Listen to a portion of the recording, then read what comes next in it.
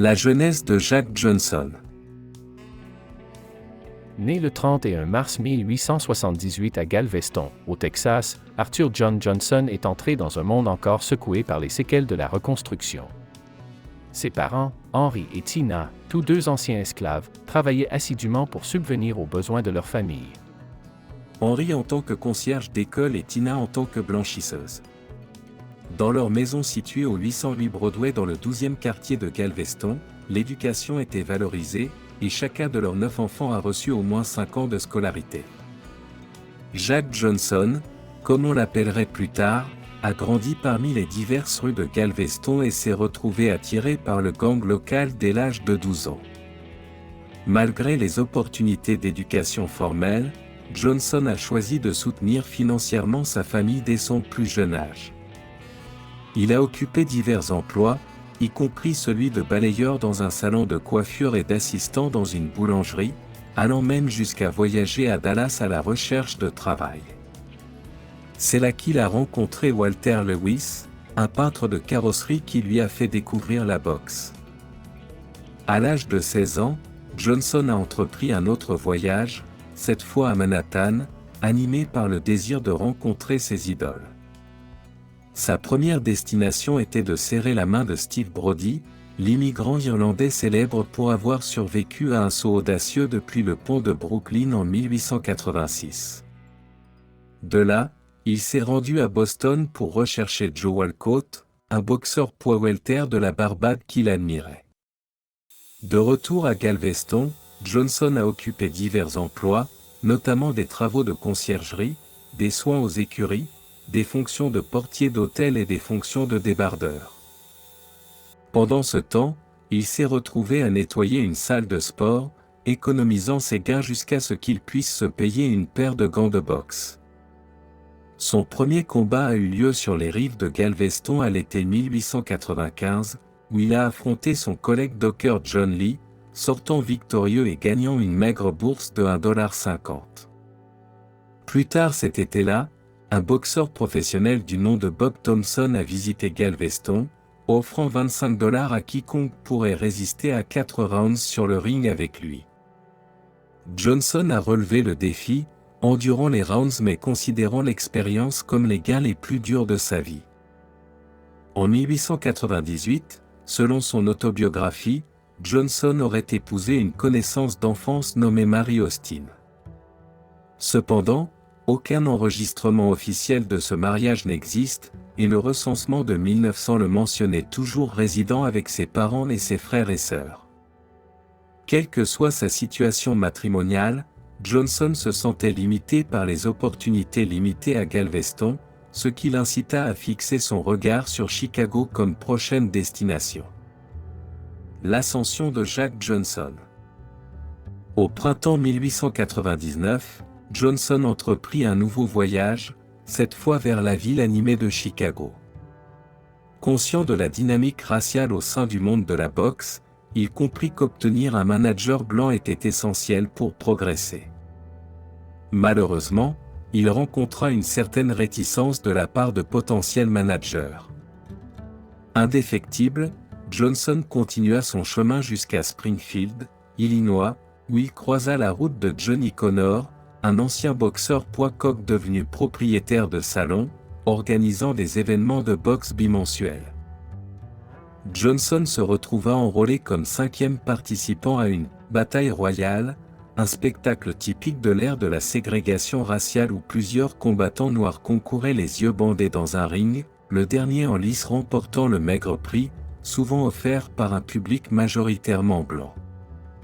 Émergeant comme le seul survivant, la victoire de Johnson lui rapporta à peine $1,50, remis à son manager blanc qui lui avait assuré le combat.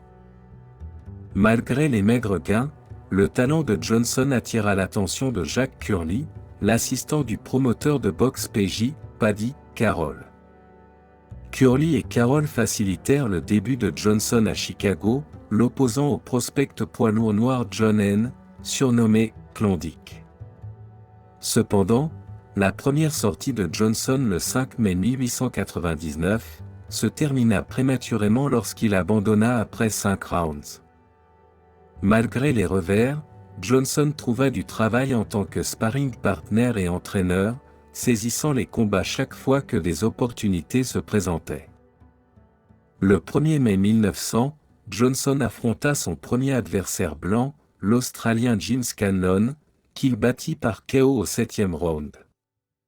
Le tournant se produisit en janvier 1901 lorsque Carroll organisa une revanche entre Johnson et Klondike à Memphis, offrant une importante bourse de $1000. La domination de Johnson força Klondike à abandonner au 14e round. Une revanche avec Scanlon fut programmée mais annulée par le chef de la police, invoquant des préjugés raciaux. De retour à Galveston, Johnson rencontra Joe Choinski, un boxeur chevronné arrivé apparemment pour offrir des leçons de boxe. Leur rencontre à la Harmony Hall de Galveston se solda par Choinski mettant KO Johnson au 3e round, entraînant l'arrestation des deux hommes pour participation à un combat illégal. Malgré leur confinement, les séances d'entraînement impressionnèrent Choinski, qui reconnut le talent exceptionnel de Johnson. À leur libération, Johnson, accompagné de sa femme, Mary Austin, se rendit à Denver, où ils rejoignirent une communauté de boxeurs s'entraînant à la Ryan S. Sand Creek House. Se déplaçant ensuite à Bakersfield, en Californie, la trajectoire de carrière de Johnson était prête pour une ascension supplémentaire. En 1902, Jack Johnson était devenu une star montante dans la division des poids lourds sur le circuit de boxe en Californie, affichant un impressionnant palmarès d'au moins 27 victoires. Cependant, les ambitions de Johnson allaient bien au-delà du succès régional, il convoitait le prix ultime dans le sport, le titre de champion du monde poids lourd. Cependant, comme pour de nombreux aspects de la vie au début du XXe siècle, le monde de la boxe maintenait une stricte ligne de couleur.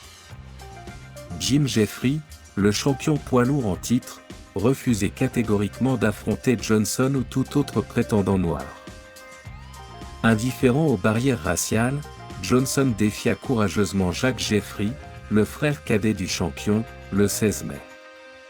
Après avoir dominé le match pendant 5 rounds, Johnson porta un coup décisif à Jack, puis nargua effrontément Jim Jeffrey, qui observait depuis le bord du ring, en déclarant « Je peux aussi te battre ».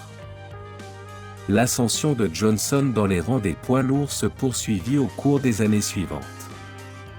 Le 3 février, au pavillon Hazard de Los Angeles, il vainquit Denver, Ed Martin, remportant le titre non officiel de champion poids lourd noir.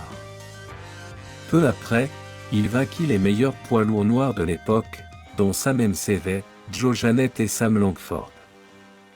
À la fin de 1903, même les publications grand public comme le Los Angeles Times réclamaient un affrontement entre Jeffrey et Johnson, rejetant l'idée obsolète de la ligne de couleur. Malgré la pression croissante, Jeffrey persistait dans son refus d'affronter Johnson. À la place, il annonça son intention de prendre sa retraite sur sa ferme après avoir officié un combat entre deux prétendants blancs pour le titre de champion poids lourd. Le match décisif entre Marvin Hart et Jack Root était prévu pour le 3 juillet à Reno, dans le Nevada. La victoire de Hart sur Root lui valut d'être couronné nouveau champion du monde poids lourd. Cependant, la déclaration ultérieure de Hart selon laquelle il ne combattrait pas les « gens de couleur » soulignait le biais racial persistant dans le monde de la boxe. Ce n'est qu'au 3 février 1906 que Hart perdit le titre face au boxeur canadien Noah Brusso, connu sous le nom de Tommy Burns. Burns, dans une décision audacieuse, déclara sa volonté de défendre le titre contre des challengers de toute nationalité et ethnie, signalant un départ de la discrimination raciale dans la boxe. Cependant, il donnait initialement la priorité au combat contre des adversaires blancs. Ce n'est qu'après qu'un promoteur australien, Huge Deal MC1 ait offert une somme importante à Burns qu'il accepta d'affronter Johnson. Le 26 décembre 1908, à Sydney, en Australie, Johnson aurait enfin sa chance pour le titre de champion du monde poids lourd.